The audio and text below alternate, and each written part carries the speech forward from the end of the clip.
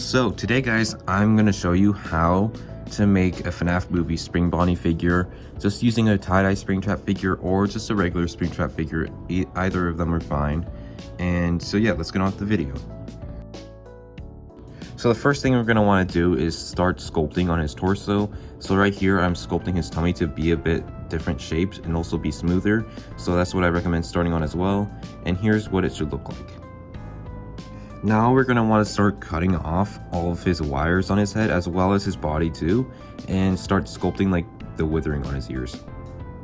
So here's what it should look like when you're done sculpting the ears and cutting off all the wires. Now wherever you put Miliput on his arms or clay, whatever, start adding in little holes to it before it dries. And so basically that will make the withering. Now for his feet, to start sculpting this is basically regular Fnaf 1 feet. I recommend you look at a reference. And this is what the feet should look like when you're done. And you're also going to want to do the same thing that you did with the arms and add in withering on his torso and his thighs.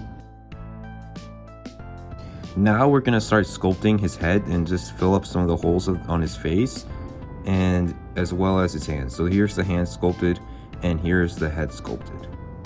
Now once everything is done, you can wait for it to dry, and while you're doing that you can sculpt the bow tie for him as well. Now a couple hours later, this is what he looks like. He's now dried and we can get on with painting him. So here's the list of paints that you'll need to use to make this guy.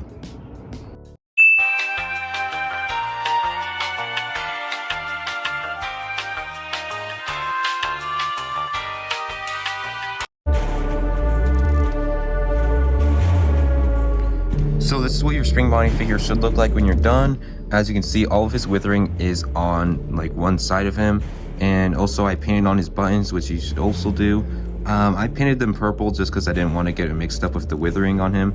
But yeah, so this is what he should look like. Here's the back of him. As you can see, I added some holes in the Miliput as withering, and that's basically how I made it look withered.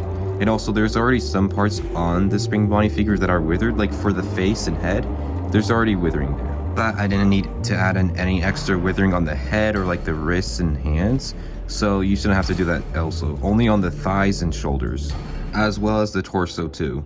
But yeah, that's basically how I made this guy, and that's how you can make it as well. And as you can see, the paint job is pretty simple. Just remember to do a bunch of dry brushing and paint the details. Anyways guys, that is it for today's video, and I'll see you guys in the next one. And also please like and subscribe, it helps my channel out a lot.